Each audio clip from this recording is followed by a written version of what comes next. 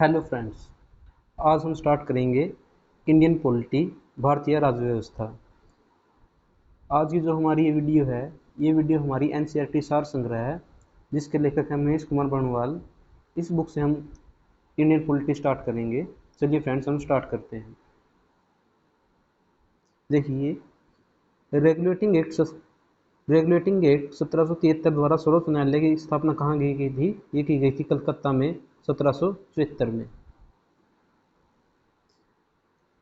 भारतीयों का भारत के प्रशासन में भाग लेने का अधिकार किस अधिनियम के द्वारा प्राप्त हुआ था? चार्टर एक्ट 1833 के द्वारा।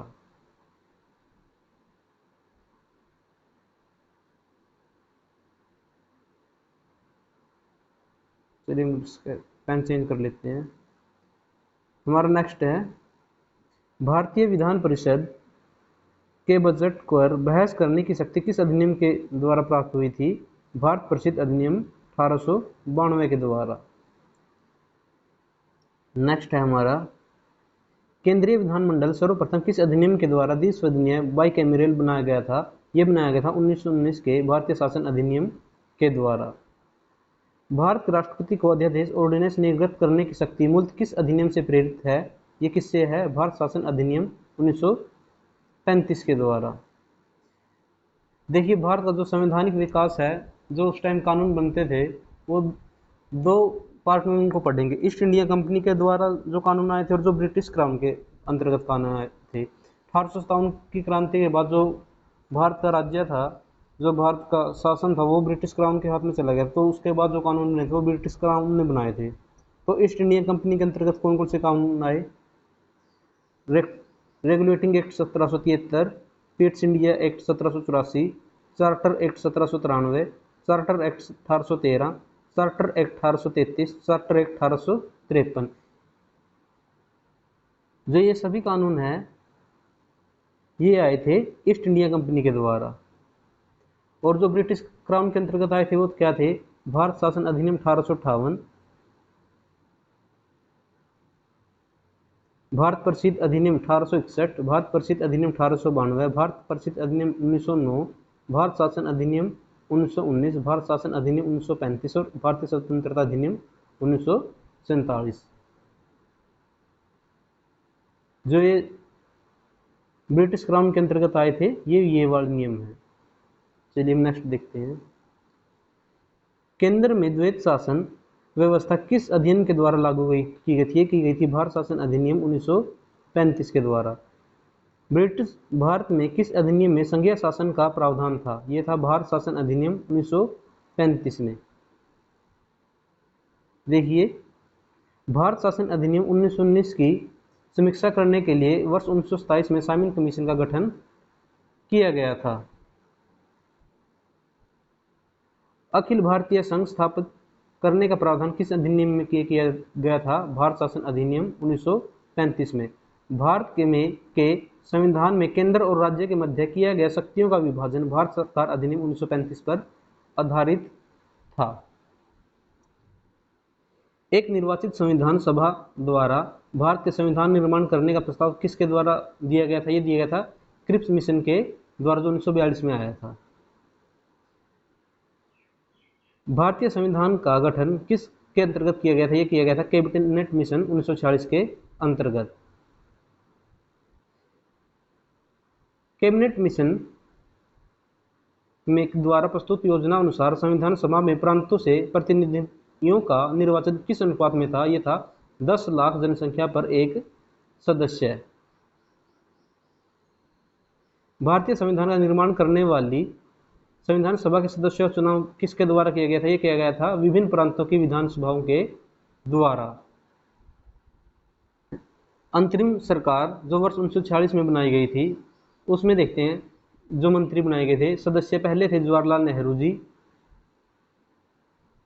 ये क्या थे? इनके पास कौन सा विभाग था? राष्ट्रमंडल संधि और विदेशी मामले। श्री सरदार वल्लभ भाई पटेल जी के पास क्या था? गृह, सूचना एवं प्रसारण। डॉक्टर राजेंद्र प्रसाद जी के पास क्या था? खाद्य एवं कृषि।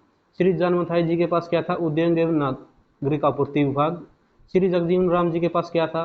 श्रम विभाग। श्री सरदार बलदेव सिंह जी के पास क्या था? रक्षा विभाग। श्री लियाकत अली खान जी के पास क्या था? वित्त विभाग। श्री राजा गोपालाचारी जी के पास कौन सा था? शिक्षा एवं कला। ये थी अंतरिम सरकार जो 1946 में बनी थी। भारतीय भारतीय संविधान सभा की पहली बैठक कब हुई थी? यह हुई थी 9 दिसंबर 1946 को। भारतीय संविधान का प्रथम प्रारूप किसके द्वारा तैयार किया गया था? भारतीय संविधान का प्रारूप first draft sir B.N. Rao द्वारा तैयार किया गया था। संविधान सभा का स्थायी अध्यक्ष परमानेंट चेयरमैन किसे चुना गया था? ये चुना गया था डॉक्टर राजेंद्र प्रसाद जी को। संविधान सभा में पंडित नेहरू द्वारा उद्देश्य प्रस्ताव कब प्रस्तुत किया गया था? ये प्रस्तुत किया गया था 13 दिसंबर 1946 को। नेहरू द्वारा प्रस्तुत उद्देश्य प्रस्ताव संविधान सभा में कब स्वीकृत हुआ था? ये स्वीकृत हुआ था 22 जनवरी 1947 को। भारतीय संविधान के निर्माण काल में संविधान सभा के कुल कितने अधिवेशन हुए थे? ये हुए थे टोटल 12 अधिवेशन। भारतीय संविधान के निर्माण में संविधान सभा को कितना समय लगा? ये लगा था 2 वर्ष 11 माह और 18 दिन। भारतीय संविधान सभा के संवैधानिक सलाहकार कौन थे? ये थे सर B.N. राव। भारतीय संविधान सभा के ने वर्तमान रूप से राष्ट्रीय ध्वज को कब अपनाया? ये अपनाया था 22 जुलाई 1947 को। संविधान सभा की प्रथम बैठक की अध्यक्षता डॉक्टर सच्चिदानंद सिन्हा अस्थायी अध्यक्ष द्वारा की गई थी। भारतीय संविधान कब स्वीकृत हुआ था? यह स्वीकृत हुआ था 26 नवंबर 1949 को। भारतीय संविधान पूर्णतः कब लागू हुआ था? यह लागू हुआ था 26 जनवरी 1950 को। अभी हम संविधान सभा कॉन्स्टिट्यूएंट असेंबली के बारे में देखते हैं। 9 दिसंबर 1946 को संविधान सभा की प्रथम बैठक हुई जिसमें डॉक्टर सच्चिदानंद सिन्हा को अस्थायी अध्यक्ष तथा 11 दिसंबर 1946 को डॉक्टर राजेंद्र प्रसाद जी को स्थायी अध्यक्ष चुना गया। संविधान निर्माण का प्रारंभ 13 दिसंबर 1946 को पंडित जवाहरलाल नेहरू द्वारा उद्देश्य प्रस्ताव ऑब्जेक्टिव रेजोल्यूशन से हुआ जिसे 22 जनवरी 1947 को सर्वसम्मति से स्वीकार कर लिया गया था। 26 नवंबर 1949 को भारतीय संविधान अंगीकृत एडॉप्ट किया गया जबकि 26 जनवरी 1950 को इसे पूर्णतः लागू एग्जीक्यूट किया गया था। भारत का संविधान मूलतः 2 भाषाओं हिंदी तथा अंग्रेजी में लिखा गया था और सभी सदस्यों ने इन दोनों प्रतियों पर हस्ताक्षर किए थे।